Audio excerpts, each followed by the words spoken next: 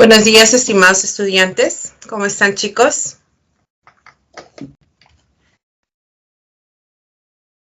Buen día a todos. ¿Me están escuchando bien?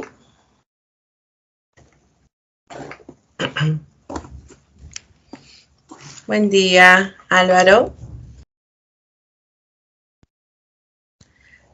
¿Cómo se encuentran hoy? Buen día, Eric. Hoy día vamos a trabajar dos de los componentes de la gramática, la morfología y la semántica. Es un tema extenso, pero estoy segura que lo van a comprender muy bien. Vamos a practicar para que ustedes puedan resolver al final las preguntas seleccionadas y las que restan puedan también cotejar sus aprendizajes a través del multichat, ¿no? Que es una de las formas para poder también aprender más, ¿no? Bien, chicos, entonces todos pueden ver la diapositiva en ese momento. Buenos días. Hola, hijo, ¿cómo estás? Bien, entonces vamos a empezar con la... A ver.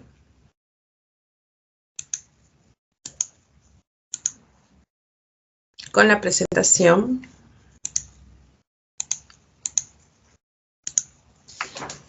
Que corresponde a la morfología. Empezaríamos entonces con la definición de este componente de la gramática, que se encarga justamente de estudiar la estructura interna de la palabra, ¿no? Y los procedimientos que vamos a conocer para formarlas. Su objetivo básicamente es conocer la segmentación de la palabra a través de los morfemas. Por eso su estudio se basa en esta unidad abstracta, pero que ya adquiere un significado, que es el morfema. Tenemos, por ejemplo, la palabra descontentos, que se ha segmentado en 4 unidades.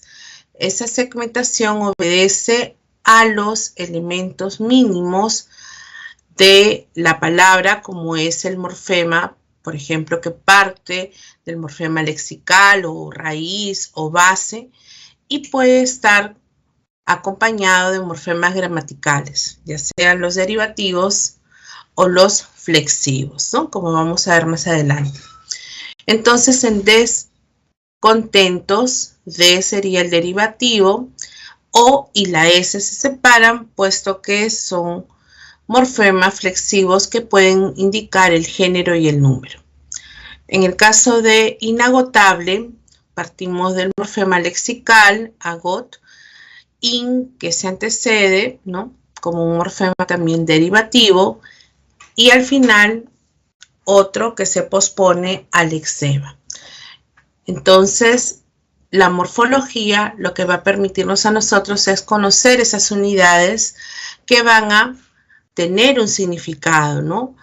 Permite justamente señalar muchas veces aportes parciales en la transformación de la palabra, como el caso de los derivativos, o simplemente saber cuál es la flexión de la palabra cuando hay una flexión nominal que señala el género y el número, o una verbal en caso de que afecte a los verbos. Es aún una unidad abstracta, como estamos viendo en el caso del morfema, ¿no? El morfema, entonces, ya sabemos que es una unidad mínima, que además es abstracta, aún está en nuestra mente, está procesándose, pero que ya adquiere un significado a diferencia del fonema, que no tenía un significado, ¿no? Cada una de esas unidades. Simplemente podía presentar un carácter distintivo. Ahora, ¿qué es el morfo? El morfo nos dice es la concretización de un morfema de la lengua. Es la forma de realizar o de concretizar o materializar al morfema. Similar, entonces, al fono, ¿no? ¿Se acuerdan que el fono era la materialización o concretización del fonema? En la forma en que se producía ese sonido. Bueno, el morfo va a ser algo similar en cuanto que representa al morfema, lo materializa, lo concretiza. Entonces vamos a también observar que hay formas diferentes de manifestarse un mismo morfema. Eso es el alomorfo. El alomorfo son variaciones, formas diferentes de presentarse un mismo morfema. Por ejemplo, para señalar el plural, el morfema que indique el plural, yo puedo encontrar más de una manera. Por ejemplo, en gatos podría tener esta terminación. La S final indica el plural de este sustantivo.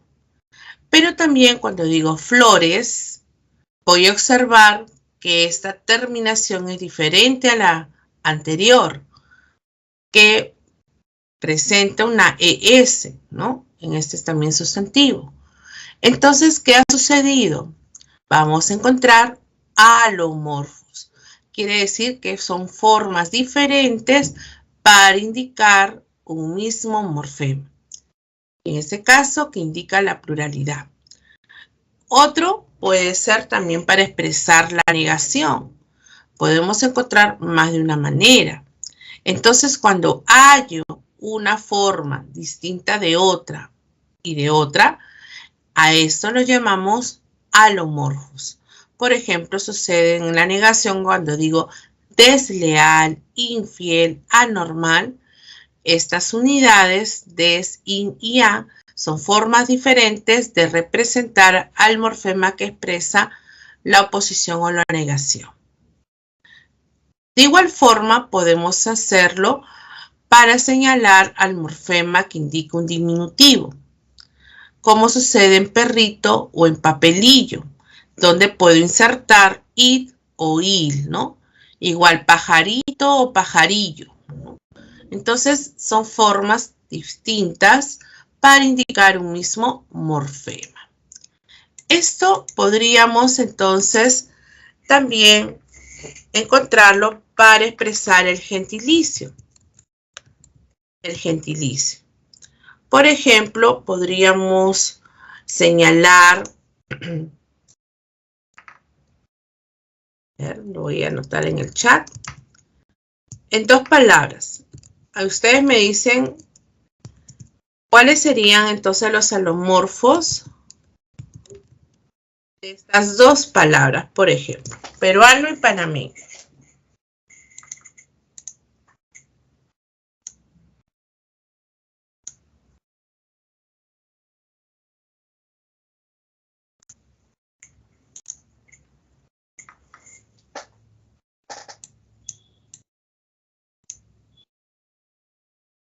A ver, ¿cuál creen que sería los alomorfos en estas dos palabras que expresan el lugar de procedencia? Ya, Sandra me dice anuyeño. A ver, ¿qué dicen los demás?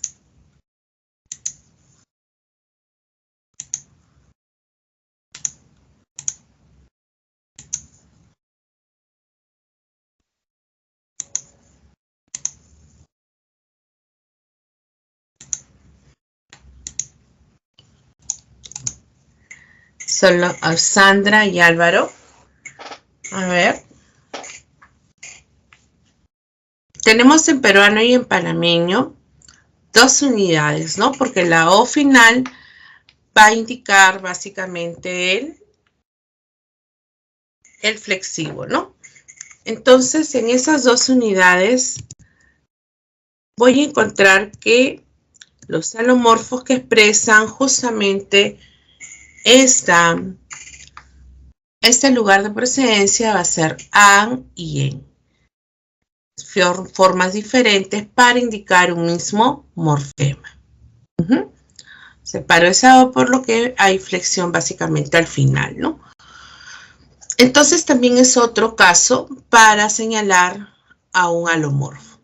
Entonces nuevamente recapitulamos. El morfema es una unidad abstracta que tiene un significado, ¿no? El morfo es la forma de realizar o de concretizar al morfema.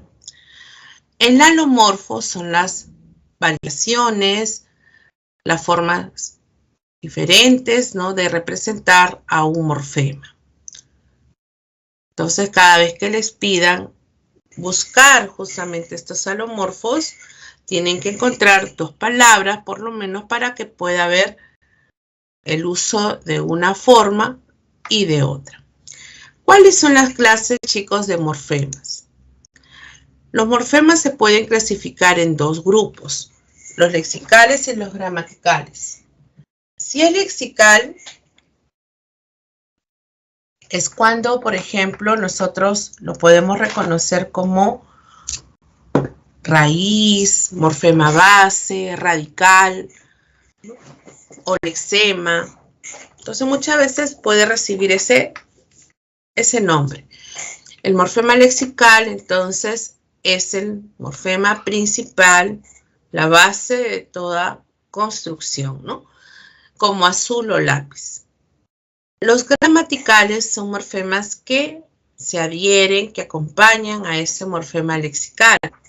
A su vez, yo podría dividirlo en dos, en flexivos y en derivativos. Cuando es flexivos, sucede, por ejemplo, que hay una flexión nominal en algunas palabras que van a permitir señalar, por ejemplo, al género y al número, si en caso este flexivo es simple. O si, por ejemplo, afecta a los verbos conjugados y por lo tanto su flexión es verbal, entonces el flexivo sería llamado amalgama. Entonces los flexivos permiten ubicar justamente estas variaciones. Pueden ser simple en la flexión nominal que señala entonces el género y el número, como en niño o papeles, ¿no?, donde puedo indicar el género masculino, femenino o el número singular o plural. En estos nombres, por ejemplo, en los adjetivos podemos hallar a estos morfemas flexivos simples, en los determinantes, etc. En el caso de los de amalgama, habíamos dicho que afectaba a los verbos conjugados, ya que cuando nosotros flexionamos, como el caso de cantó, podemos indicar la persona, en qué número se encuentra, en qué tiempo, el modo y el aspecto que permite hallarlo a través de sus terminaciones. Entonces, esa O final, cantó, está flexionado en una persona gramatical. Puedo señalar la tercera persona, en el número singular, en el tiempo pasado, en el modo indicativo, en un aspecto perfectivo. Entonces, expresa todos estos elementos que aparecen en las formas verbales conjugadas. Entonces, los gramaticales pueden ser de estas dos formas, flexivo simple o de amalgama. Cuando es un derivativo, vamos a encontrar que se insertan elementos que pueden modificar parcialmente a la palabra. Puede ser que de pronto sea un sustantivo y se convierta en un nuevo sustantivo, o un adjetivo a un sustantivo, o un adjetivo a un verbo, o viceversa. Es decir, puedo transformar a la palabra parcialmente, por ejemplo, al insertar algunos elementos que vamos a ver que pueden ser prefijos o sufijos que aportan un significado adicional a la palabra. Como sucede con golazo, ¿no?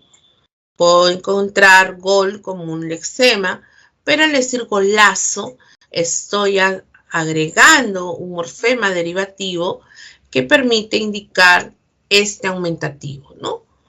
Igual en gatito, el diminutivo, it, que está agregándose para, pues, indicar ese diminutivo en el sustantivo anterior. O desleal para señalar una oposición. entonces los derivativos aportan esos significados, ¿no? Lo importante es que ustedes puedan identificarlos. ¿Ok?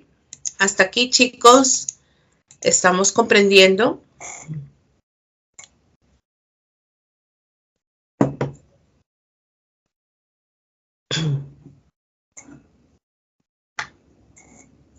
Tanto la fonología, sobre todo de los fonemas segmentales, y la morfología en cuanto a la clasificación de los morfemas son aspectos o temas que no suelen ahondar mucho en las escuelas, ¿no? En los colegios. Entonces, algunos que acaban de egresar, por ejemplo, seguramente le puede parecer el tema más complejo o nuevo, ¿no? Entonces, paso a paso, chicos, para que ustedes puedan asimilar la información. ¿Ok? ¿Alguna duda, chicos? ¿Está claro? ¿Avanzamos entonces? Veamos en cuanto a la fijación. Consiste justamente en colocar afijos, como por ejemplo prefijos, infijos o sufijos. Si es un prefijo, es porque está antepuesto, ¿no? Está antepuesto al lexema, como el caso de ilegal. Si es un infijo, es porque está incrustado entre el lexema. El lexema era César y se ha insertado esta unidad it, ¿no? Para interponerse en el lexema. Y el sufijo, más bien, es el morfema que puede estar pospuesto al lexema, ¿no? Como este sufijo flexivo en perro, ¿no? Hay sufijos flexivos y hay otros que pueden ser derivativos también. Entonces, a esto lo llamamos afijación, ¿no? Solamente para ubicar cómo algunas unidades están antes o están después de un lexema. Vamos ahora a practicar, chicos. Vamos a practicar esta segmentación en las siguientes palabras. A ver, ¿cómo podríamos separar entonces establecidos? Y cuando nosotros separamos, entonces estamos hallando al morfema lexical, a los gramaticales, ya sean flexivos o derivativos. A ver, chicos, ¿cómo nos va entonces en esta pequeña práctica? Establecido.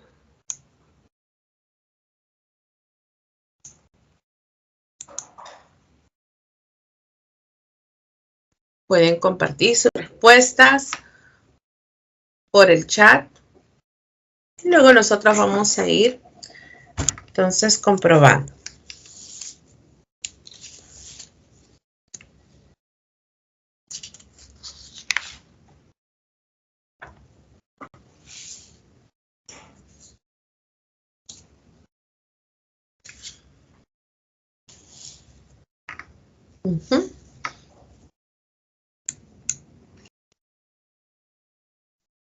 A ver, ¿qué pasó?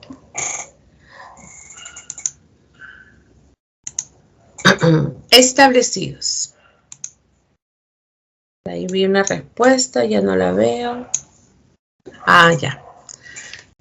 Sandra ya nos ha compartido su respuesta. Veamos a ver los demás si están de acuerdo o hay alguna modificación al respecto.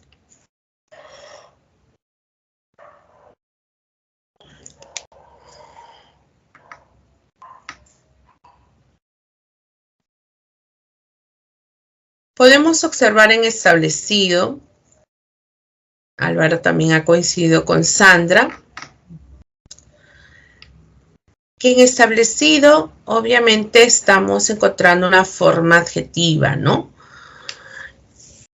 Pero que ha derivado de algún verbo, de establecer.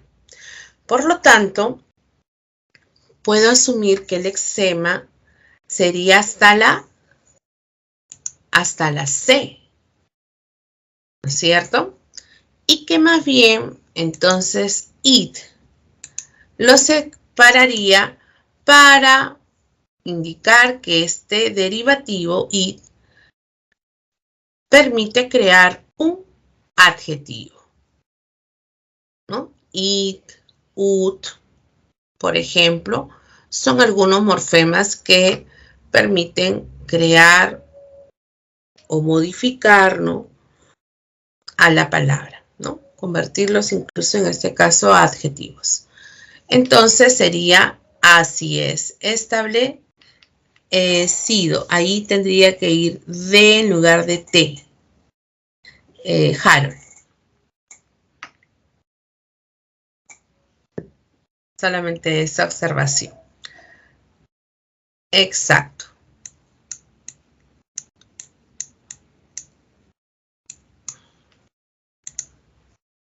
Bien.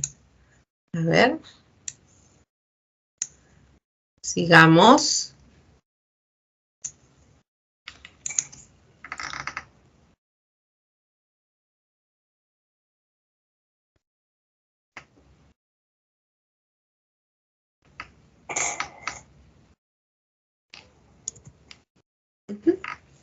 Ahora sí. Limeños, ¿cómo sería?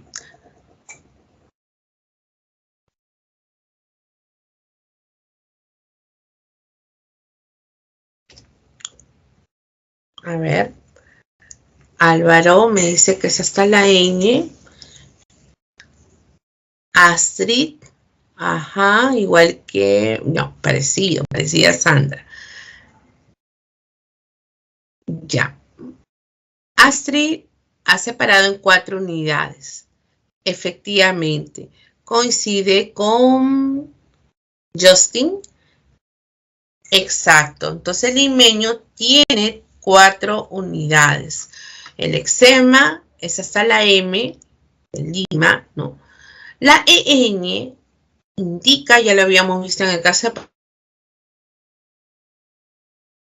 este morfema derivativo que expresa el gentilicio. La O y la S los separamos, puesto que son los flexivos, ¿no? Que van a señalar el género y el número. Entonces serían 4 unidades, ¿no? Efectivamente.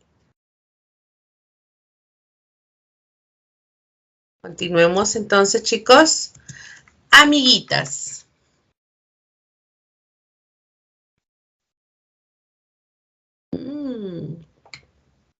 Muy bien, Justin. Amiguitas. El eczema sería hasta la U, exacto, que forma parte de esa unidad. Ajá. Astrid solamente separa la A y la S. Y estaría correcta. Correcto, muy bien, Sandra. Dominic. A ver, allí, Dominic, te faltó una sílaba, ¿no? Ahí, mi. Ahora sí, amiguitas, correcto, ahora sí, muy bien. Así es, chicos. Encontramos entonces también 4 unidades. Hasta la U es el eczema, luego viene el derivativo y los flexivos finales. Correcto. Última palabra, azulino. Azulinos.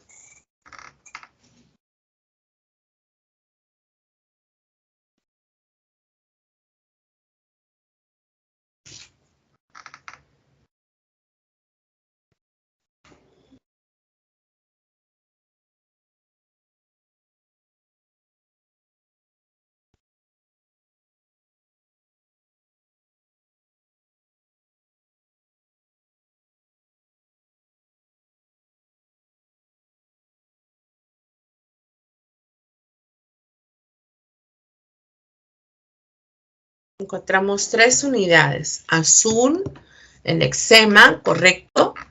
In, el derivativo, muy bien para crear el adjetivo.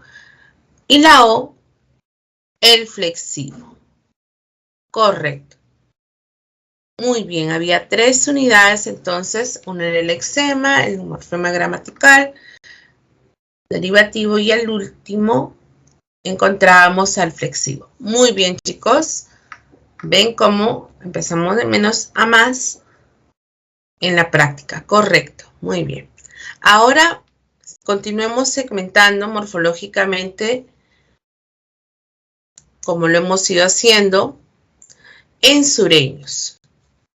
Palabras sureños. Luego vamos a presentar, no se preocupen, lo que hemos compartido por el chat. ¿Cómo sería en sureño, chicos?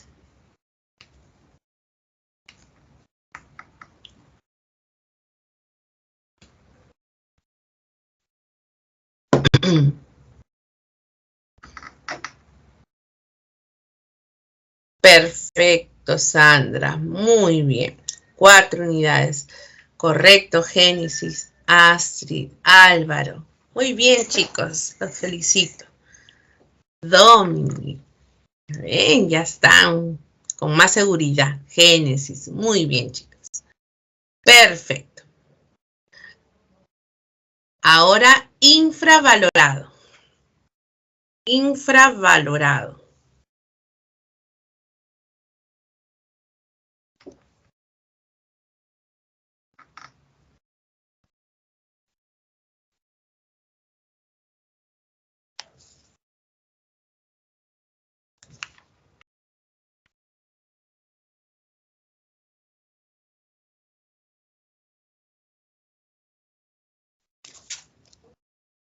Ah, a ver. Vamos a ver.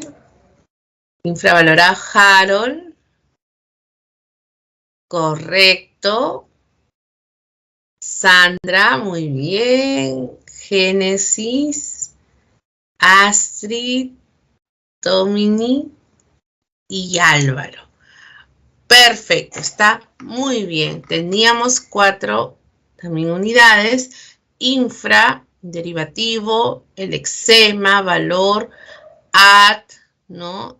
Para indicar este adjetivo, ¿no? Siempre ad, ud, aporta, it, ¿no? Y la O final, el flexivo. Muy bien. A ver, chicos, subcontinental.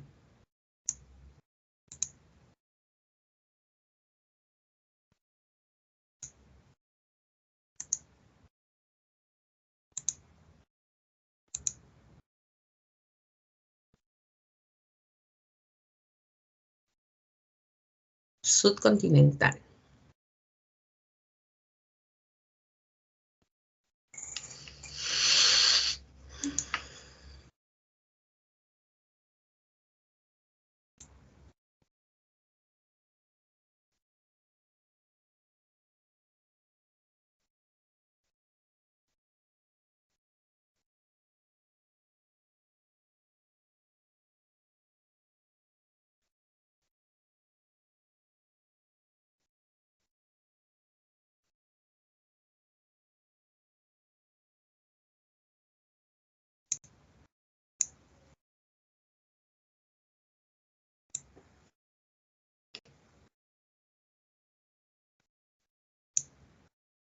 Vamos a ver qué han puesto.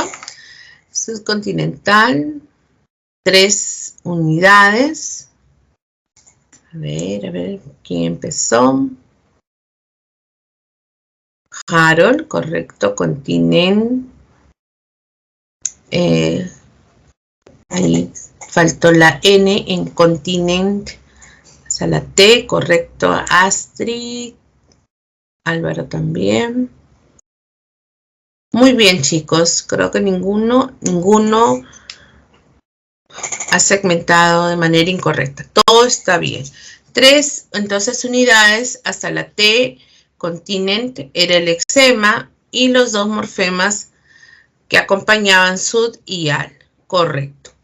Última palabra, destornilladores. Destornilladores.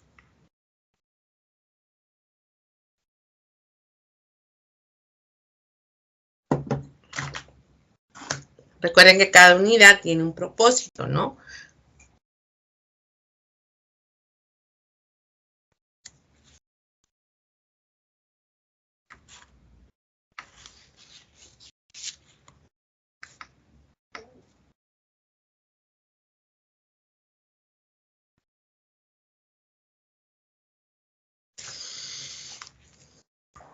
¿Cómo sería? A ver.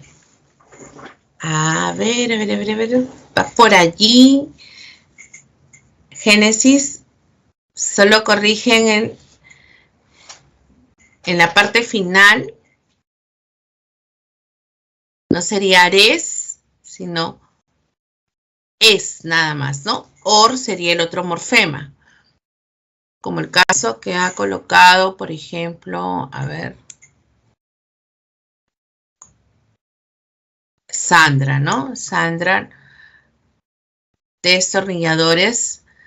Tendríamos 5 unidades. Torni sería el eczema, efectivamente. Luego des, este derivativo. Ad es otro que ya lo hemos visto que aporta para la formación de adjetivos. Or sería para crear al nombre o al sustantivo. Y la flexión que se representa con la S. Entonces, por eso separamos de esa manera. Ahora sí, ¿no? Muy bien. Harold, Astrid, Génesis y Sandra. Correcto. Ahora sí, estaría la forma adecuada.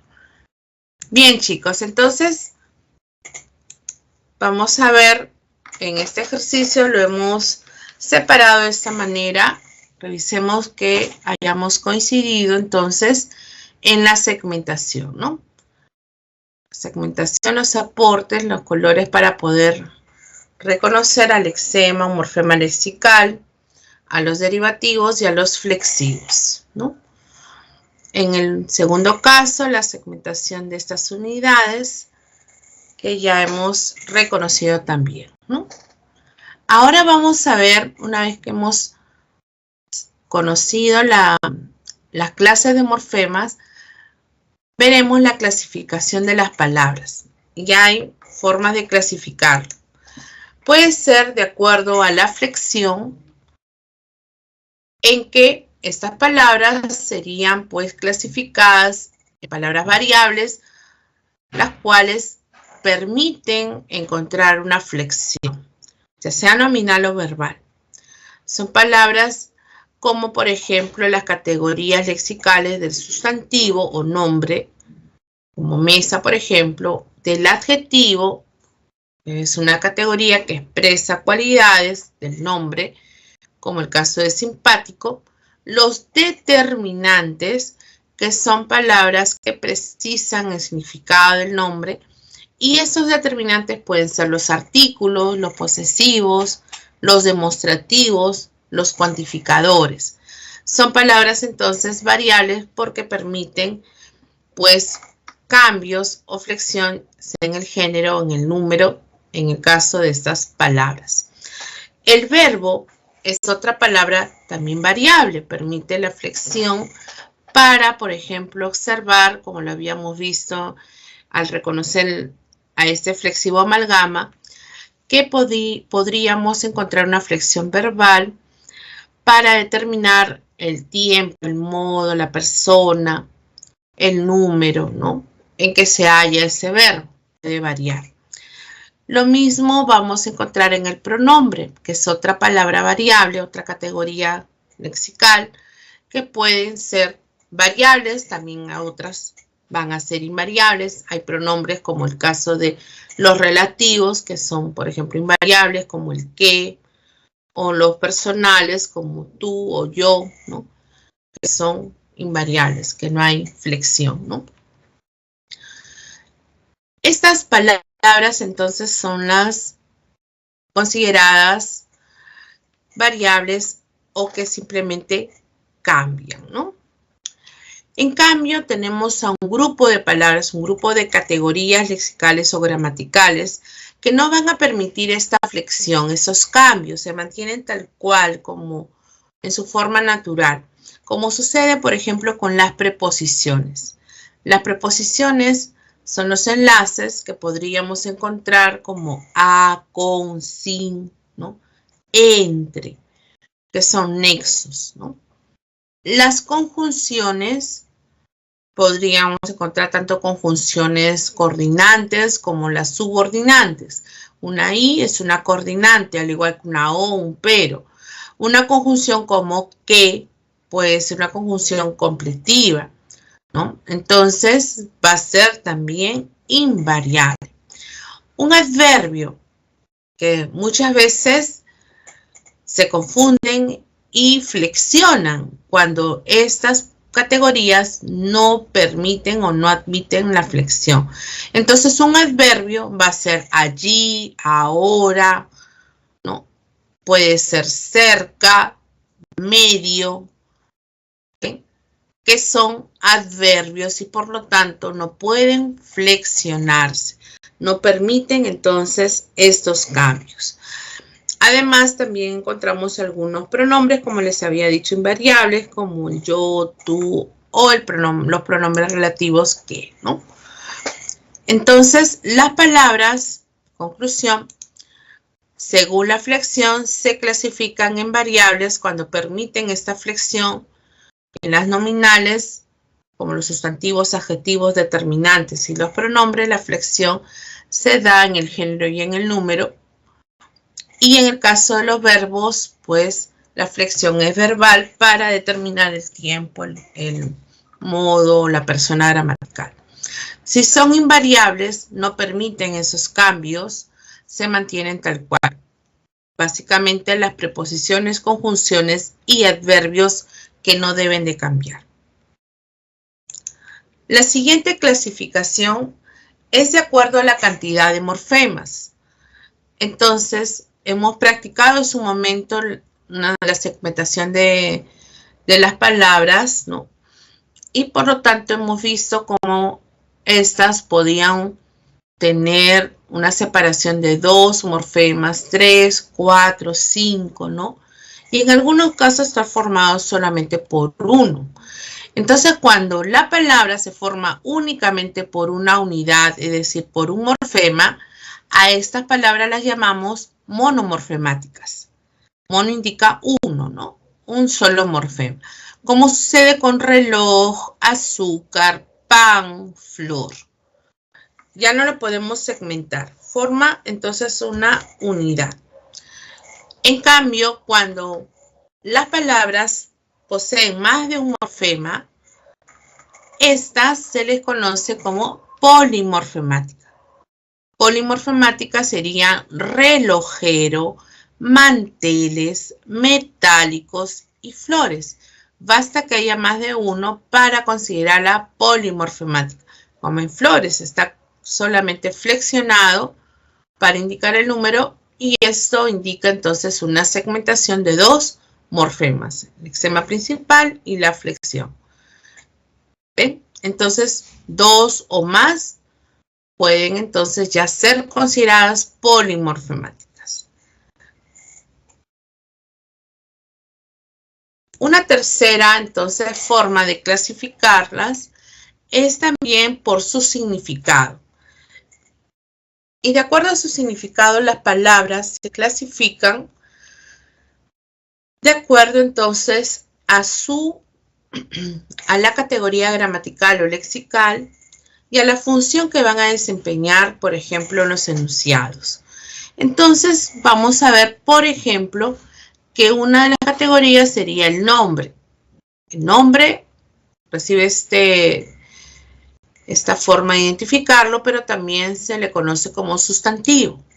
El nombre o el sustantivo permiten designar o nombrar elementos de la realidad.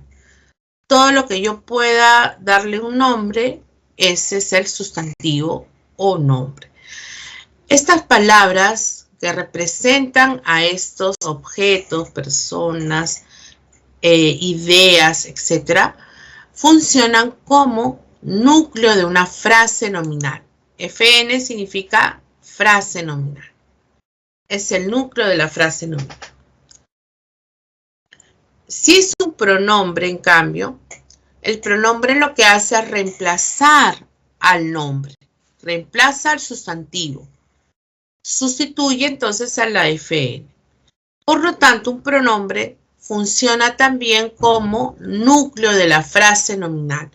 Cuando veamos a la frase nominal, veremos que esta en la oración puede actuar como sujeto, como objeto directo, como un complemento atributo, como un objeto indirecto, etcétera, ¿no? Entonces, vamos a encontrar que las FN pueden cumplir diversas funciones y estas FN pueden formarse entonces por sustantivos como elemento principal o los pronombres como estamos también observando.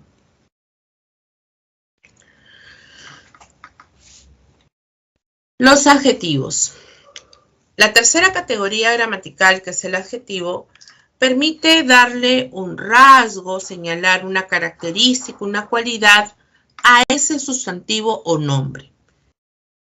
Entonces, un adjetivo puede ser, por ejemplo, feliz, puedo decir cariñoso, ¿no? Entonces, los adjetivos que señalan esa característica del sustantivo al cual hacen referencia, modifican directamente en una frase nominal. Siempre que se encuentre en una FN, van a modificar directamente. También vamos a aprender que el adjetivo puede situarse en el predicado, ya en la oración, cumpliendo funciones, por ejemplo, de complementos, ¿no? Complemento atributo o un complemento predicativo, por ejemplo. Entonces, es otra de las funciones que tiene, por ejemplo, el adjetivo, ¿sí? Otra categoría serían entonces los determinantes. Los determinantes van a precisar, ¿no?, al nombre. Determinan o sitúan el nombre. Pueden ser presentadores, pueden señalar posesión, también pueden cuantificar, ¿no? Entonces, vamos a observar que los determinantes dentro de este grupo aparecen, habíamos dicho, los artículos, los posesivos, los demostrativos, los cuantificadores indefinidos o numerales. Entonces, puedo decir la mesa, un artículo, esta mesa, un demostrativo, su mesa, un posesivo, ¿no? 3 mesas, por ejemplo, numeral, varias mesas, un indefinido. Entonces yo podría usar estos determinantes siempre para precisar al nombre. Los determinantes modifican directamente. Otra categoría gramatical es el verbo. El verbo lo que permite es otorgar, ¿no?, determinar una acción, un movimiento, un estado, proceso. Entonces, estos verbos señalan, por ejemplo, esta precisión, ¿no? Pero en la oración funciona como el elemento principal de la frase verbal, lo cual forma justamente los predicados, ¿no? La frase verbal es el soporte del predicado en la oración. Entonces, el verbo conjugado, flexionado, es ese elemento nuclear, ¿sí? Como el caso de cantó, puedo decir cantamos, cantaré, ha cantado, ¿no? ¿Bien? Ha comprado, ha salido. Entonces, puedo utilizar diferentes formas verbales. La preposición es otra de las categorías gramaticales que habíamos dicho que van a funcionar como enlaces subordinantes o nexos dependientes. La preposición por sí misma no tiene un significado, ¿no? Pero este va a determinarse a través del contexto. Por eso su significado tiene esa característica, ¿no?, que va a ser contextual. Por lo tanto, se va a observar que aparece como complementos del nombre, de un adjetivo o de un verbo, por ejemplo. Siempre está como nexo. vinculando a un elemento principal de uno dependiente o subordinado, ¿no?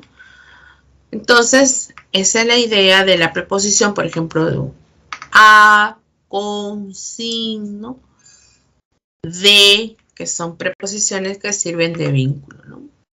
Digo, la casa de madera. Ese de vincula casa con madera, ¿no? Está acompañando, por ejemplo. Una conjunción.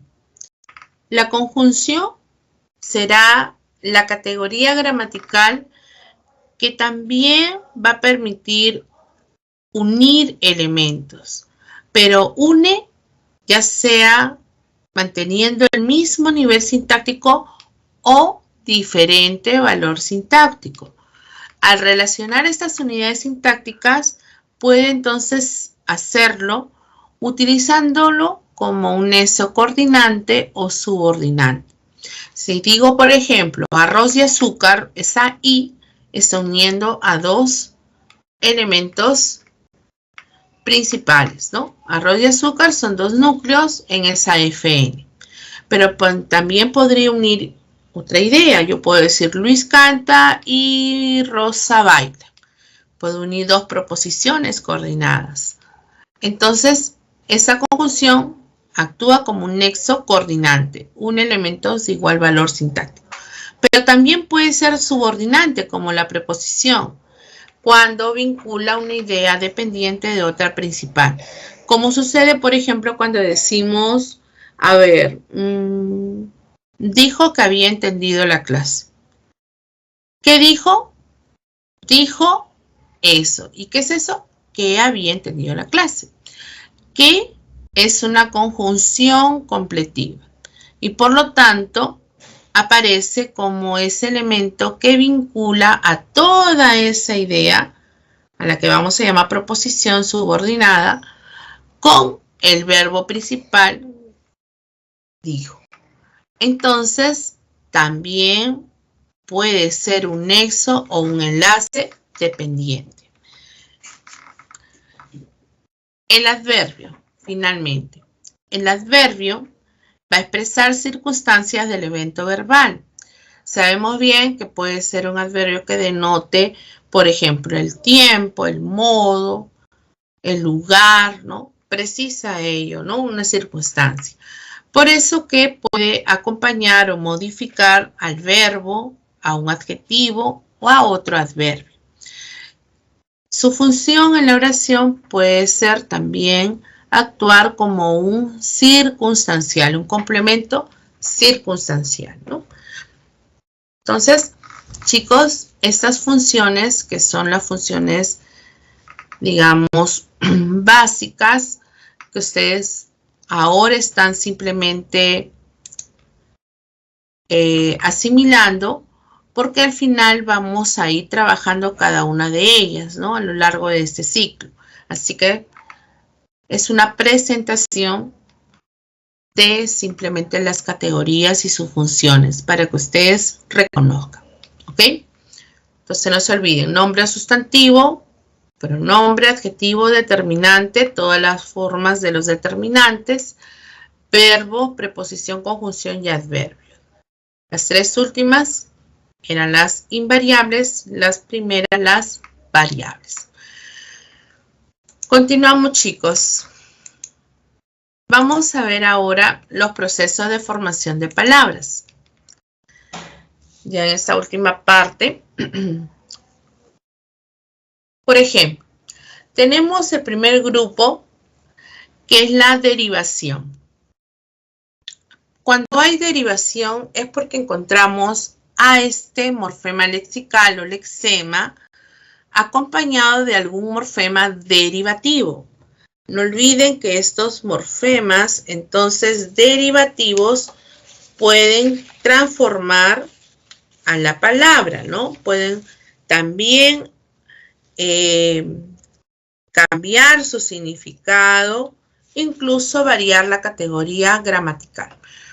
Entonces tenemos, por ejemplo, derivado, ¿no? At es el morfema derivativo, ¿no? Que está acompañando al lexema. Blancura, ur, es el morfema derivativo que está presente. O en casona, on.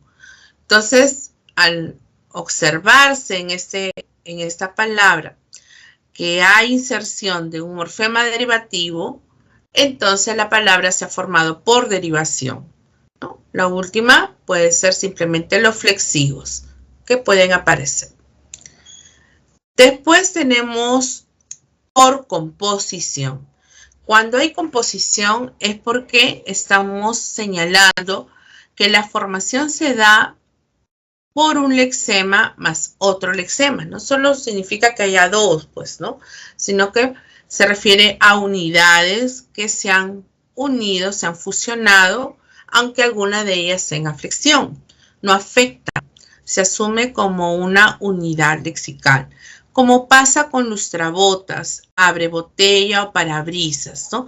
Pueden mantener la misma categoría o pueden ser de distintas categorías, como lustrabotas, un verbo y un sustantivo. Se han fusionado, digo lustrabotas, ¿no? Parabrisas puede ser una preposición y un sustantivo y se han fusionado. Pueden ser entonces de diferentes formas, como las, por ejemplo, formas verbales que se añaden a través de los pronombres. Por ejemplo, cómpralo o cómpratelo. Es una palabra por composición, ¿no? Se han unido entonces al verbo pronombres que son asumidos como otras categorías lexicales. Entonces, la derivación, lexema más morfema derivativo. La composición, lexema más lexema, ¿no? En el caso de la parasíntesis, puede haber dos tipos. Por ejemplo, una de ellas es cuando se da una composición más una derivación. Es decir, un lexema más un morfema derivativo. Como sucede con latinoamericano, tengo una unidad latino y la segunda era América. Pero al insertar an, que es el morfema derivativo, el segundo lexema, entonces hay una parasíntesis. Lo mismo sucede con quinceañera, ¿no? Tengo el primer lexema, 15, y el segundo era año. Pero año se ha insertado un morfema derivativo que es er. Por lo tanto, hay una parasíntesis. Esa es la primera forma. Entonces, el lexema más un morfema derivativo. El segundo caso es cuando se da una prefijación y sufijación simultánea. Sucede básicamente en las formas verbales, ¿no? Endulzar, aclarar. Al lexema se le ha insertado un prefijo, que son los que están en color resaltado, no rojo, al inicio, igual que a, y un sufijo ar, que aparece en estas formas, por ejemplo, verbales. Entonces se da simultáneamente. Por lo tanto, se asume que hay parasíntesis. Esas son las tres, digamos, formaciones de palabra más importantes, ¿no? Por derivación, por composición y por parasíntesis. Las tres siguientes, entonces, veremos en el caso de formaciones de palabra que se podría dar, por ejemplo, en una sigla y acronimia. En realidad, la acronimia es una sigla, porque también representa, a través de sus letras iniciales o de las sílabas iniciales, al nombre que lleva una institución. La sigla es una palabra formada entonces por letras iniciales. Esas letras iniciales que van a, repito, a representar al nombre de la institución u organismo. Por ejemplo, AFP. Estoy en la sigla deletreando. No estoy silabiando. Leo letra por letra. AFP. A, ¿qué es lo que significa? Administradoras, ¿no? AFP significa administradora de fondos. Esta F representa fondos D dice pensiones. Entonces representa el nombre de esa, por ejemplo, de ese organismo. Cada una de sus letras van con mayúscula. De 3 a 4 letras van con mayúscula. Y estoy deletreando. Eso es una de las características de la sigla, ¿no? FMI. ¿Se dan cuenta? Estoy deletreando. No estoy silabiando. FMI. ¿Qué significaba FMI, chicos? A ver, ¿alguien se acuerda? FMI. Fondo Monetario Internacional. ¡Wow! Muy bien, muy bien. Fondo Monetario Internacional. Correcto. Entonces, está representando esas palabras. Muy bien. CGTP. Seguramente hemos escuchado, ¿no? CGTP. CGTP.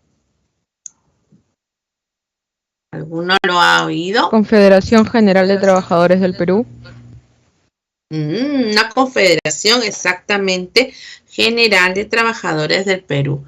Perfecto. Ven cómo todos aprendemos y algunos tienen este conocimiento. Perfecto. Entonces también vamos a deletrear y todas sus letras van con mayúscula. No lo puedo silabiar porque no hay pues una vocal entre ellas para que pueda yo separarlo en sílabas, como si sucede con la acronimia. Les decía que la acronimia es un tipo también de sigla, ¿no?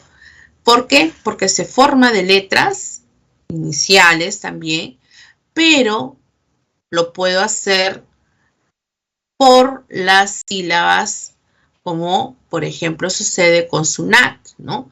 Entonces puedo coger, ¿no?, las sílabas iniciales para crear este acrónimo. Por lo mismo, puedo también leerlo como palabra, es decir, puedo silabiarlo. Yo no digo ONU, sino digo ONU, ¿no es cierto? ONU. Y ONU justamente representa esa Organización de las Naciones Unidas, ¿no? Siempre nos han enseñado esta forma. Después tenemos SUNAT. Les decía que en el caso de SUNAT, por ejemplo, se observa cómo se ha insertado la sílaba inicial de la palabra superintendencia, ¿no? Que es lo que significa SUNAT, la Superintendencia Nacional de Administración Tributaria, ¿no? Donde pagamos, pues, fiscalizan nuestros impuestos. Muy bien, entonces, superintendencia ha usado la primera sílaba de esa palabra, ¿ven? Entonces, al observarse también presencia de vocales, yo podría haberlo separado en dos sílabas, SUNAT, ¿no? En este caso, cuando tiene de 4 más, solamente la primera letra va con mayúscula, ¿no? Esto sucede también con RENIET, por ejemplo, UNICEF, donde solo la primera letra va con mayúscula. Hay otros nombres de siglas o acrónimos en este caso que ya están generalizados, como sucede con la palabra OVNI, ¿no? Ese objeto volador no identificado, ¿no? Que nosotros hemos, por ejemplo, aprendido a darle esa representación, pero que en realidad proviene de el significado en el inglés, ¿no? Pero que al estar adherido ya al español, simplemente se vuelve una forma común y por lo tanto, fíjense que todas sus letras van con minúscula. Igual que radar, ¿no? Entonces, esa es la ligera diferencia entre una sigla y una acronimia, chicos. Después tenemos el acortamiento. Su propio término lo indica. Acortamiento es porque estamos utilizando una parte de la palabra. Es la forma apocopada de la palabra original. Por ejemplo, foto es el acortamiento de fotografía. Auto es el acortamiento de automóvil. Moto es el acortamiento de motocicleta. Hay acortamientos que ya están, repito, adheridos y por lo tanto asimilados. Hay otros que van a ser más coloquiales, quizás más informales, como por ejemplo, a ver, ustedes me van a decir, si escuchan a uno de sus amigos, familiares, decir, ¿no? Me compré mi departamento. Me compré mi departamento en tal lugar. ¿Cómo podría realizar un acortamiento de departamento, chicos? ¿Cómo escuchan? Ajá. Exacto, exacto. Dice, me compré mi depa, ¿no? Mi depa. Y lo escuchamos constantemente, ¿sí? Muy bien, exacto. Es un acortamiento también, que está dándose de forma más coloquial, repito, ¿no? A ver, cuando se dirigen a su profesora, quieren formular una pregunta. ¿Cómo realiza un acortamiento de profesor o de profesora?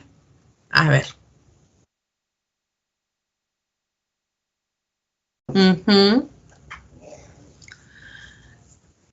Exacto.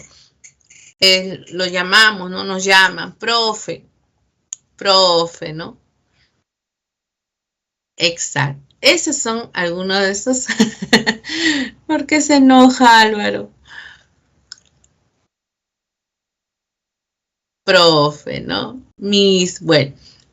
Claro, el acortamiento de profesora ya sería el profe. Miss ya es otro reemplazo, ¿no?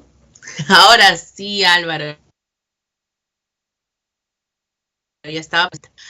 Bien, chicos, entonces creo que hemos entendido que el acortamiento es la forma de reducir alguno de estos, entonces, vocablos, ¿no? Listo. Vayamos a la práctica, chicos. A ver, tenemos 2 ejercicios para cerrar entonces esta primera parte y empezar ahora semántica. Dice, de los enunciados, la SUNEDU aseguró una educación de calidad en aquella universidad. SUNEDU. ¿Qué será SUNEDU? Una palabra por derivación, composición, acronimio, derivación. Acronimio. Así es, rápidamente puedo hallar esa respuesta en la letra C porque era la única opción que tenía acronimia, ¿no? Hubieran puesto sigla, de repente por ahí hubiera sido un distractor mayor.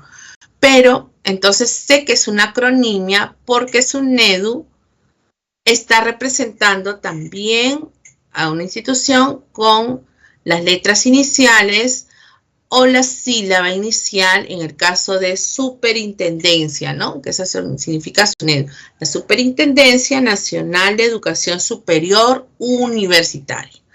Entonces, nuevamente su en la sílaba inicial y por lo tanto al silabear estaría en el grupo de la acronimia. Correcto. El segundo enunciado dice, se encontraron en la noche en el cine. Cine sería entonces un acortamiento, ya que no había otra opción, obviamente. Sería un acortamiento. ¿Cuál sería la palabra completa en el caso del cine, chicos? ¿Cinema? ¿Cómo? Cinema, creo que me dijiste. Cinema, no, no es cinema. Es cinematógrafo, ¿no? Le decía cinematógrafo. Pero que no usamos ya cinematógrafo, ¿no? Sino solamente cine, por ejemplo. Cine. Y lo podemos también pluralizar cines, ¿no? Entonces el acortamiento era cinematógrafo. Son algunos de ellos. Entonces, perfecto, la alternativa correcta era la letra C. Ahora identifiquemos el proceso de formación de las palabras. A ver, pordiosero. ¿Qué habría en pordiosero? Derivación, composición o parasíntesis.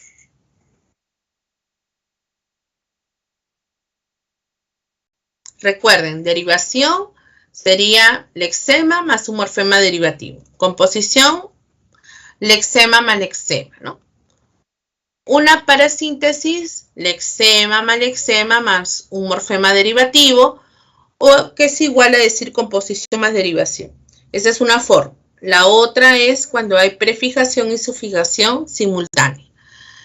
Entonces, este primer caso por diosero sería por parasíntesis del primer caso, ¿no? Lexema por segundo lexema Dios, morfema derivativo entonces sería una parasíntesis del primer caso. Correcto. Especialista. ¿Qué habría en especialista, chicos? Allí habría derivación. Correcto. Una derivación, ¿no? Especial y luego ista. El derivativo. Enhorabuena. ¿Qué habría?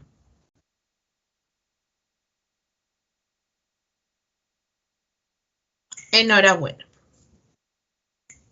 Una composición, así es. Encuentro entonces, muy bien chicos, lexema más otro lexema, ¿no? Enhorabuena. Puede ser de diferentes categorías lexicales, ¿no? Que se asumen como lexemas. Y la última, embellecer. Embellecer sería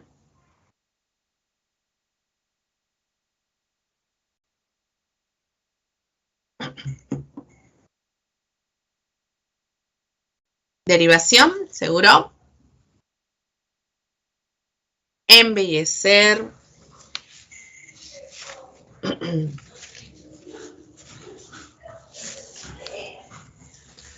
Era el segundo caso de la parasíntesis, ¿no? Donde se ha insertado el prefijo en y eser, que sería el sufijo, que actúan de manera simultánea. Era el mismo caso de aclarar, de anochecer, de también endulzar, que habíamos visto, que son, por ejemplo, parasíntesis, ¿no? Bien, entonces compartimos lo que hemos visto. Y ahora, con esto, hemos terminado la primera parte y ahora vamos a iniciar con la semántica. Muy atentos también para poder compartir nuestras ideas.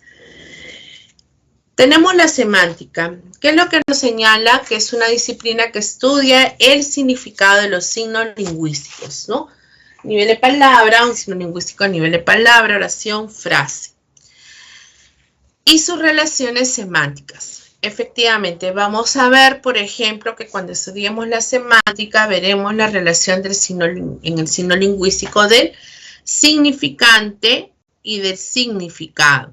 Como sucede con mesa, ¿no? Escuchamos mesa, observamos, proyectamos una imagen mental, un concepto que le vamos a dar a esa idea y definimos como el mueble compuesto de un tablero horizontal, liso y sostenido a la altura conveniente, generalmente por una o varias patas, para diferentes usos como escribir, comer, etc.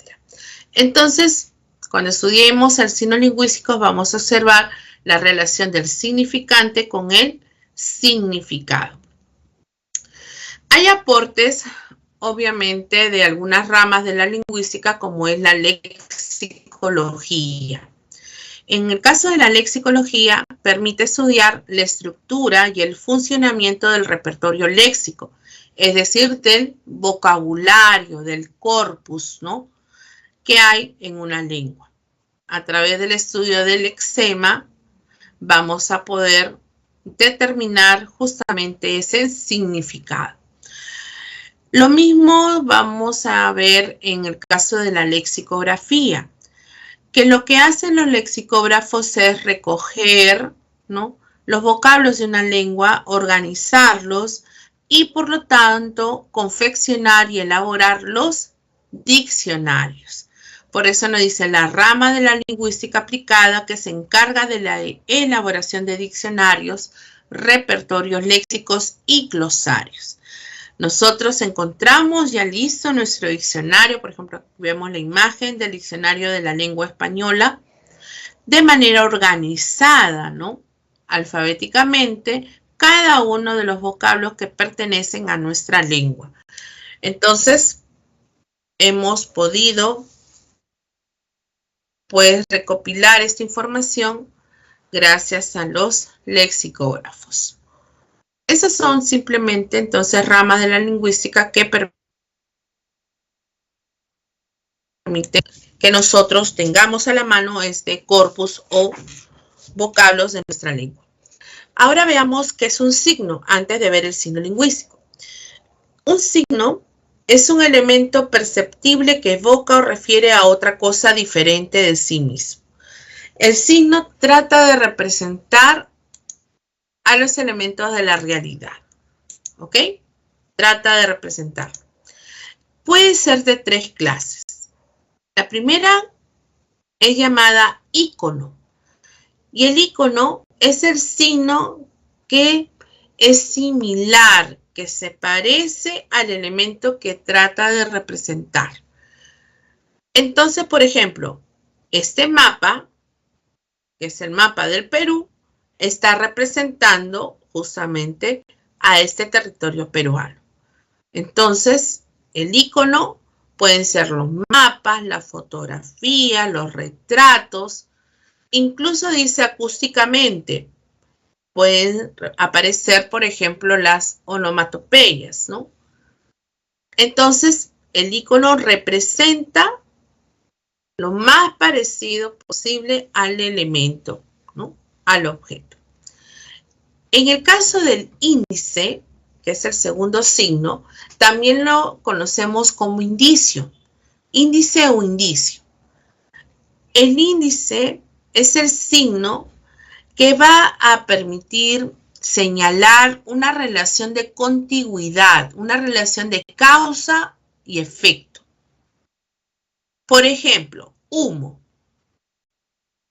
Si yo veo el humo, es un indicio de que hay un incendio, es lo primero que pienso, ¿no es cierto? Un incendio. Entonces, la relación se da de causa-efecto. A ver, si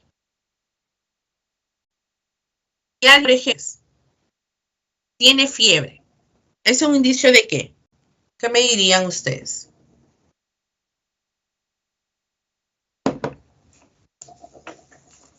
¿Qué les lleva a suponer? Está con 39 de temperatura. A ver, fiebre. Es un indicio de, a ver, para que ustedes recuerden la clase de signos, chicos.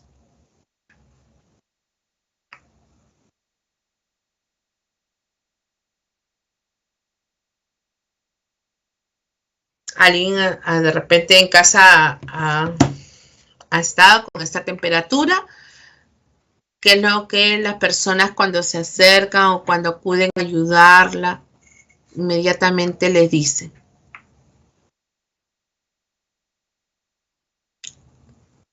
¿Ninguno? A ver, chicos.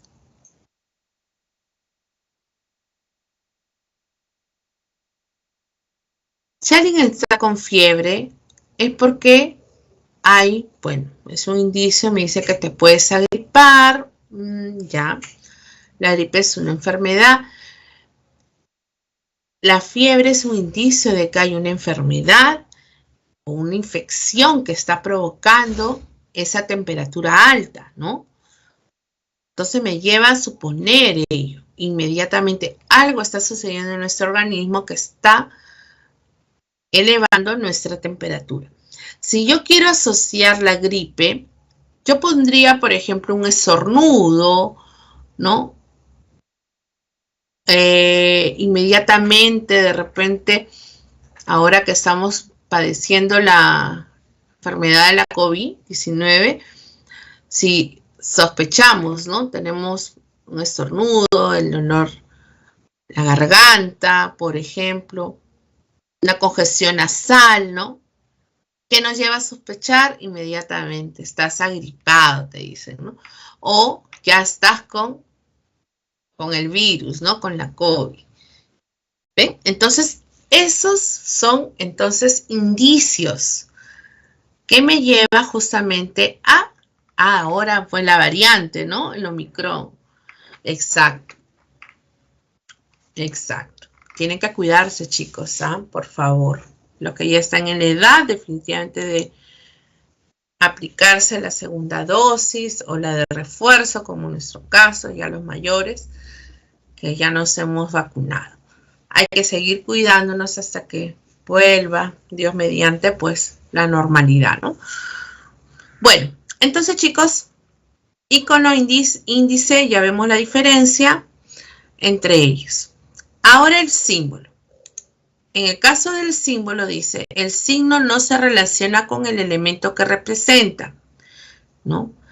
Es arbitrario y convencional, que son también características del signo lingüístico. Es decir, se ha decidido que tal imagen, por ejemplo, como en este caso, represente a esta, por ejemplo, idea o palabra. Entonces, se impone. Es convencional en el sentido de que todos nosotros estamos aceptando que representa a tal elemento, ¿no? Es de común entonces acuerdo. Como el caso de que esta imagen representa a la Cruz Roja.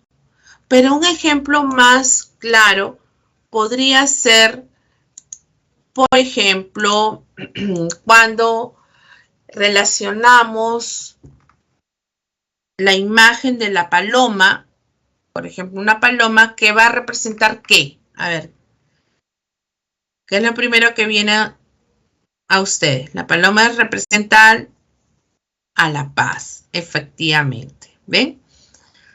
Entonces, pudo haber sido otro, ¿no? Una paloma, pudo haber sido cualquier otro, de repente, animalito u objeto, pero es algo arbitrario, ¿no? Se ha decidido que tal inmediata imagen representa a eso. Y todos aquí o en cualquier parte del mundo, pues asumimos lo mismo, ¿no? Libertad, cae. ¿Ah? Puede ser también que como el búho con la sabiduría, también, efectivamente, como por ejemplo la balanza que representa la justicia. ¿Ven? Y en este grupo de símbolos estarían, por ejemplo, las palabras. ¿Por qué? Porque las palabras también constituyen signos lingüísticos que han sido, pues, representando, que ha sido fusionado por ese significante y significado para darle un concepto a ese plano de la expresión. Entonces los símbolos estarían ellos. Por ejemplo, los escudos de armas, ¿no? Estarían dentro de este grupo. Las banderas que representan a las naciones. Sí. Muy bien. Ahora veamos al signo lingüístico. A ver, ¿qué hora es? 9:19. Perfecto. En el caso del signo lingüístico, entonces, vamos a encontrar que es simbólico. Hemos visto por qué es simbólico. Entonces, es un signo motivado. Es convencional, como un acuerdo. Es arbitrario. Representa o se impone, ¿no?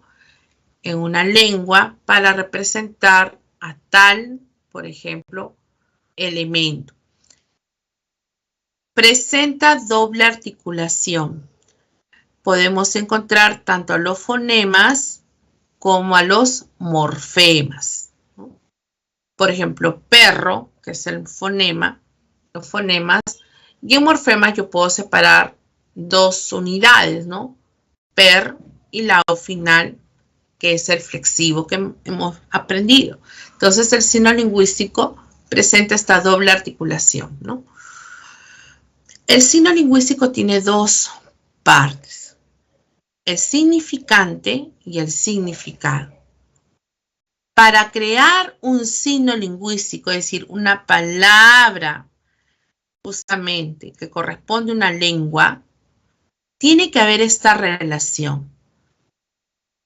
Al escuchar perro o al visualizarlo, yo estoy ante el plano de la expresión o de la forma. Todos escuchamos o vemos perro.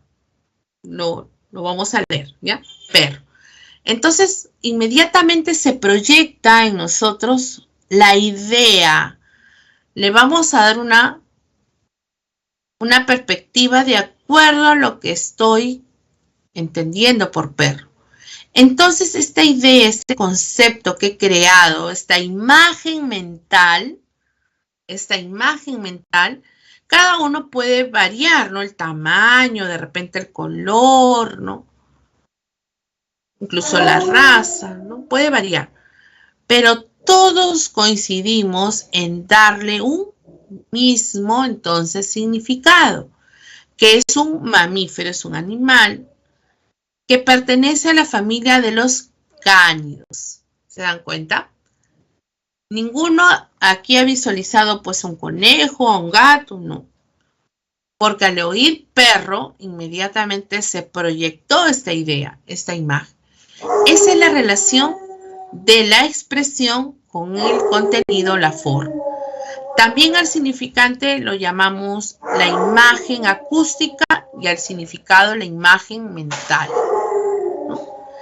Entonces, cuando hay esa relación, esa correspondencia, estamos creando un signo lingüístico. ¿Qué pasaría si de pronto yo combino una serie de fonemas o letras, pero no proyecto nada? Entonces no hay signo lingüístico. ¿Okay? No hay signo lingüístico, está vacío. Yo podría combinar una serie de significantes, pero no hay un significado que le estoy dando a ese elemento. Para que haya signo lingüístico, entonces tiene que haber esta relación. Muy bien. Tenemos dos clases de significado, chicos. El primero corresponde a un significado denotativo, ¿no? Ya hemos visto que el significado es un conjunto de ideas, ¿no? El denotativo es un significado principal, objetivo. No estoy interpretando. Por ejemplo, cuando decimos, tiene una espina en su mano, estoy hablando de una astilla, ¿no? Ese es el significado primario, básico. Pero si en cambio digo, es como si tuviera una espina en el alma, ese enunciado me lleva a, por ejemplo, interpretar, ¿no? Hay un sentido figurado, por lo tanto es subjetivo. Está algo atravesando mis sentimientos, ¿no? Que me está lastimando, como sucede con la espina, que es una astilla, ¿no? Que provoca dolor. Entonces, interpreto en el segundo enunciado, por ejemplo, a través de un significado connotativo, ya que es un significado secundario, metafórico y subjetivo de una palabra. Lo mismo sucede en el segundo ejemplo. Le realizaron una operación al corazón de alto riesgo. Estoy señalando por el contexto que hace a este órgano principal del cuerpo humano. Pero si digo, su corazón de piedra no le permitió ayudar. Estoy ahora pues interpretando a qué se refiere con corazón de piedra. De repente su indolencia, la frialdad, o la forma de repente de actuar. Entonces, el corazón late, es vivo, te mantiene activo. En cambio, si digo su corazón de piedra es porque no siente, ¿no? no se inmuta con nada. Entonces interpreto asociando el significado principal, ¿no? El connotativo me lleva a ello, a interpretar esas circunstancias. Este significado, pues ese significado connotativo va a depender del contexto y de las... El contexto es el conjunto de elementos lingüísticos que rodean una palabra y condicionan su significado. Por ejemplo, decimos, al caer se golpeó la cabeza. Por el contexto se puede definir el significado de la palabra cabeza. Me dice, al caer. Entonces, ¿qué se ha golpeado? Se ha golpeado la parte superior del cuerpo humano, es decir, la cabeza. Estoy ante, pues, un significado que se ha permitido, por ejemplo, definir de acuerdo a este contexto, sin lugar a dudas. En cambio, la situación va a ser el entorno no lingüístico que permite asignar un significado. La situación me lleva, pues, a buscar más información, más elementos para poder determinar o aclarar justamente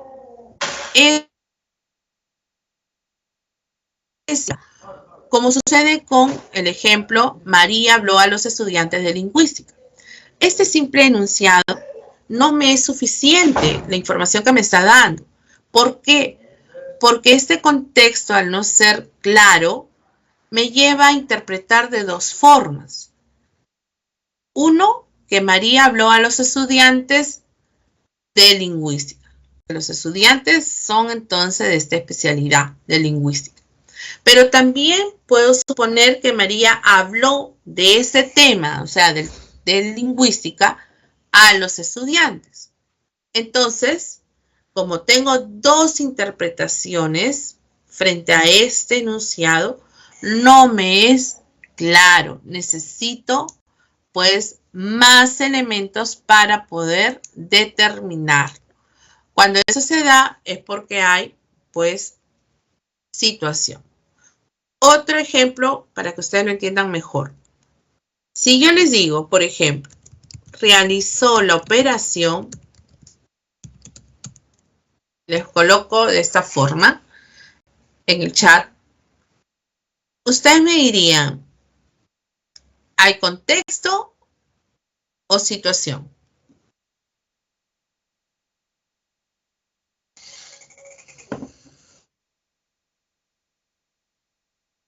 Hay contexto o situación, chicos. A ver, practiquemos. Realizó la operación.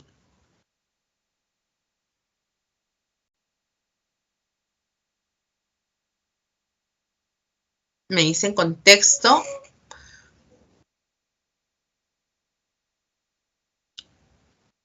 Quiere decir que lo estás comprendiendo claramente. Hugo. A ver, ¿qué dicen los demás? ¿Están de acuerdo? El factor que está determinando el significado se da por el contexto o por la situación. También Génesis es el contexto. También, seguro. ¿Están entendiendo a qué operación se está refiriendo, chicos? Ahí les doy pistas. Yamilet, situación. No me es suficiente la información que estoy recibiendo al decir realizó la operación. Necesito más elementos. Por lo tanto, apelo a la situación. Con la situación voy a aclarar a qué operación hace referencia. Yo podría haber dicho, el cirujano realizó la operación con éxito. Entonces yo ya estoy aquí contextualizando que hace referencia a una operación quirúrgica. ¿Ve? Pero si solamente digo realizó la operación, ¿no? Puedo interpretar, puede ser una operación bancaria, una operación matemática, una operación, como hemos dicho hace un momento, quirúrgica. Necesito más información, más elementos. Cuando eso no es suficiente, entonces estoy observando que necesito de la situación. Ahora sí, chicos, ¿quedó más claro?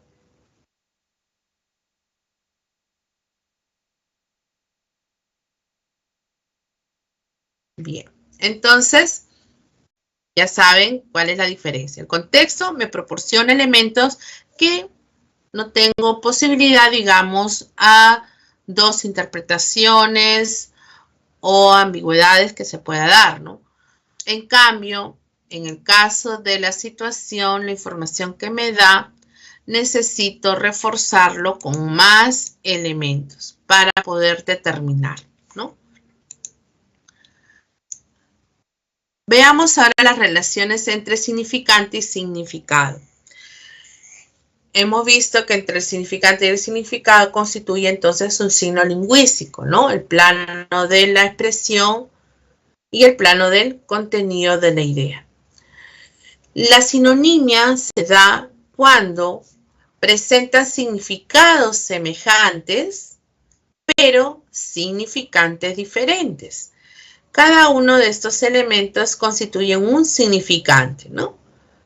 Tienen algo en común las tres palabras que el significado justamente lo comparte, ¿no? Alzar, elevar, levantar tienen un mismo significado y las palabras que vemos son diferentes, es decir, los significantes son distintos. Lo mismo oscurecer, anochecer, ensombrecer o pedir, suplicar, rogar, ¿no? Pueden haber sinonimia con palabras que pueden ser verbos, sustantivos, adjetivos. Siempre que uno sustituya por otra, debe de mantener la misma categoría lexical, ¿no? O gramatical. Entonces, la sinonimia es simplemente diferentes significantes para un mismo significado. Luego vemos la polisemia. ¿Qué indica? La polisemia son palabras, entonces, que se van a reconocer por la convergencia o relación entre los significados. Un término, una palabra, puede tener varios significados. Yo les he colocado los numeritos, ¿no? Para que ustedes observen que en el diccionario, por ejemplo, de la RAE, aparece esta, por ejemplo, palabra y una serie de significados. Pueden ser de 2 hasta 10, 12 o más significados. Esos significados, cada uno de ellos tiene algo en común. Lo común es que parten de un mismo origen, de una misma base lexical. Por ejemplo, capa significa, F significa femenino, un sustantivo femenino, prenda de vestir larga y suelta, sin mangas, abierta por delante, que se lleva sobre los hombros encima del vestido. O sea, cubre, ¿no? Otro significado de capa. Aquello que cubre o baña alguna cosa, como la capa de nieve, de pintura o de azúcar. Entonces, fíjense que si yo digo capa, para referirme justamente a esta capa de nieve, como la imagen, y a esta prenda de vestir, tienen algo en común, el origen de este vocablo. Ambas indican que cubre algo. Cubre los hombros, cubre, por ejemplo, a los árboles, ¿no? Con esta capa de nieve. Entonces, la polisemia parte de un mismo origen, se relaciona por ello. Copa, pasa lo mismo, proviene de un mismo origen y por lo tanto puede encontrar uno o más significados. Uno de ellos puede señalar, por ejemplo, que es un vaso con pie para beber. Otro, que es un premio que se concede en certámenes, que es el concepto o la definición número 12, por ejemplo. Y otro, un conjunto de ramas y hojas que forma la parte superior de un árbol. Entonces, copa, los tres significados parten de un mismo origen, de copa, y este vocablo proviene del latín, por ejemplo, cupa, ¿no? Entonces, los tres significados se semia por la forma, ¿no? Siempre la parte superior es más ancha, entonces se vincula de esa manera, por eso el premio, ¿no? Que parte del mismo origen. ¿Ven?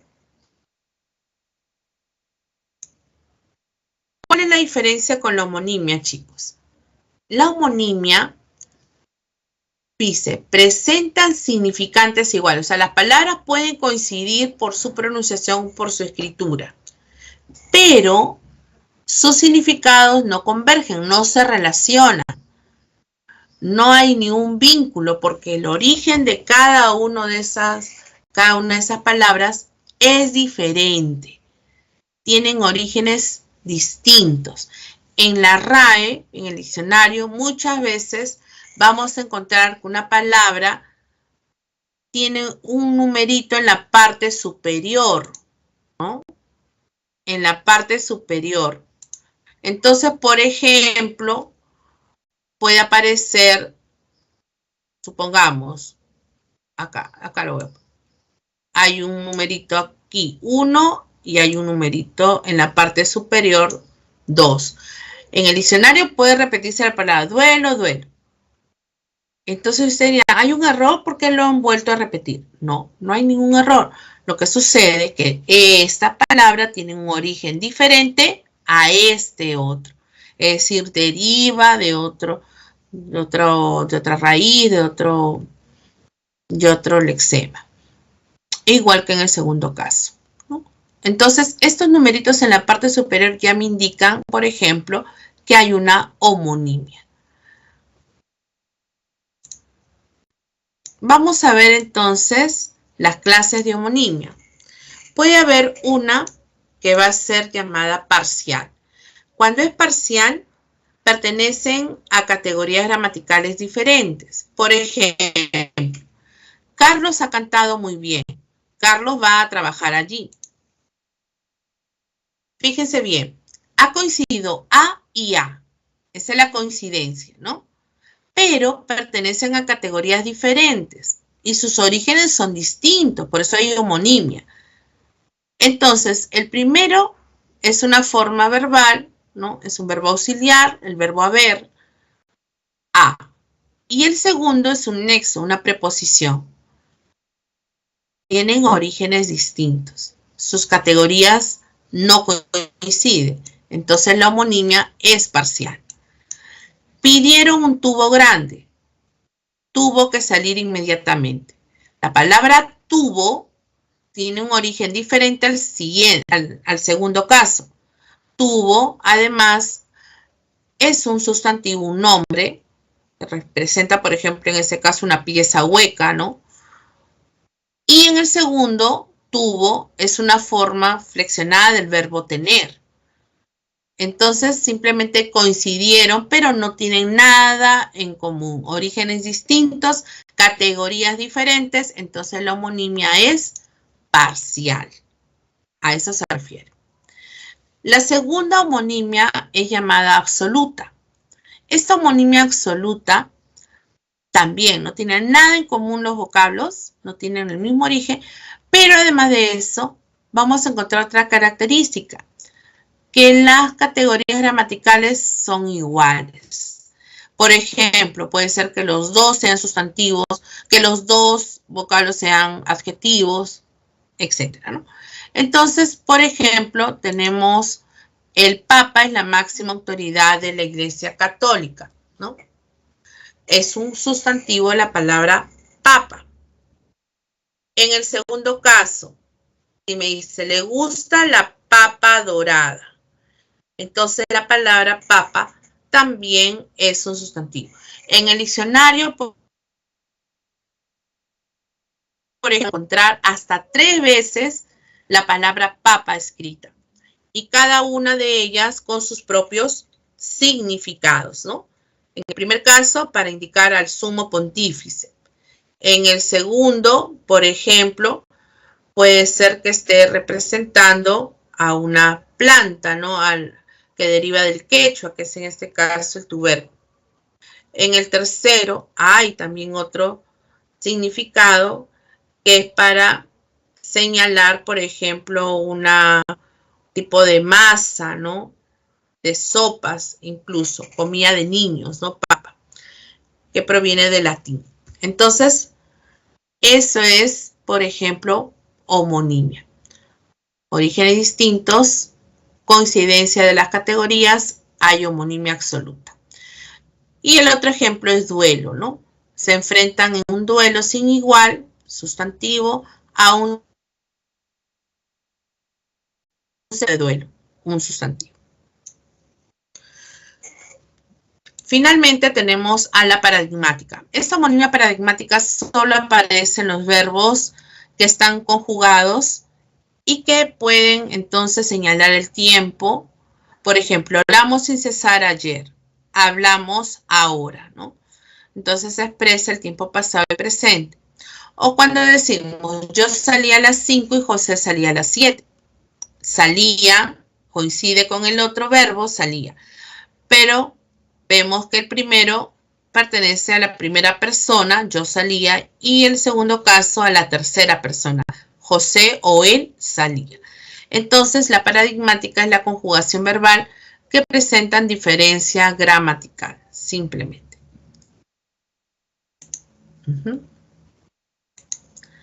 La antonimia, chicos.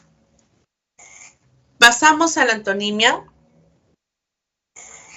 donde, por ejemplo, vamos a ver que son significados opuestos, ¿no? Así como la sinonimia, los significados serán comunes, con diferentes significantes. En la antonimia, los significados van a ser opuestos. Hay dos clases de antonimia. Una de ellas es la gramatical. La gramatical se logra por inserción de prefijos. Como por ejemplo, legal, lo opuesto es ilegal. Parcial, imparcial. Justo, injusto. Posible, imposible. Feliz, infeliz. Entonces, la antonimia gramatical se inserta prefijos para oponer significados. En cambio, en la lexical puede variar todo, obviamente, el lexema, ¿no? Se puede manifestar de 3 formas. Hay una antonimia lexical complementaria cuando un elemento excluye al otro. No pueden estar a la vez. Vivo, su opuesto es muerto. Singular, plural. Soltero, casado. Uno excluye al otro.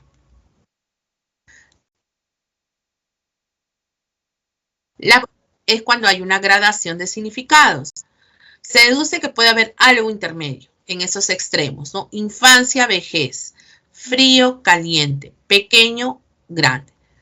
Y la última es una antonimia recíproca, ¿no? Lexical recíproca, cuando uno implica y supone la existencia del otro.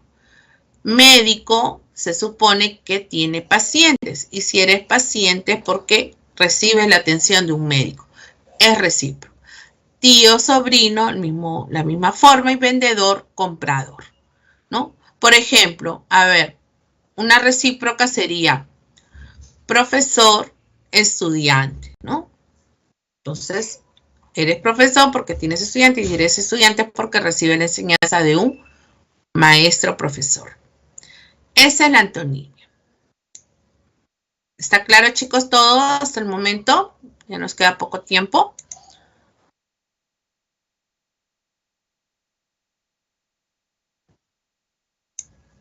En la última parte, entonces, vemos la hiperonimia, la hiponimia y la cohiponimia. Esta es una relación que se da a través de una clase mayor que incluye a elementos que pertenecen a esta clase. Entonces estamos hablando de un hiperónimo. El hiperónimo es la clase mayor. Herramienta, por ejemplo, que puede incluir a los hipónimos, a los elementos que pertenecen a esta clase. Siempre en forma vertical es la relación. Entonces, martillo es el hipónimo de herramienta. Herramienta es el hiperónimo de alicate, ¿no? Entonces, la relación siempre es vertical. Entonces, los hipónimos de herramienta serían martillo, alicate, destornillador. Esto siempre en vínculo vertical. Cuando yo enumero a cada uno de estos elementos en una serie, martillo, por ejemplo, estamos hablando de los cohipónimos. Los cohipónimos es la relación entre los hipónimos de un hiperónimo. Entonces la relación es horizontal, porque lo estoy enumerando como serie. ¿Ven? El último ejercicio de aplicación, antes de ver las preguntas seleccionadas, sería entonces lo siguiente. Señale el factor que determina el significado de los siguientes enunciados. Es decir, si hay situación o si hay contexto. Como ya hemos practicado. Olvidó guardar el coche. ¿Qué habrá? ¿Situación o contexto, chicos?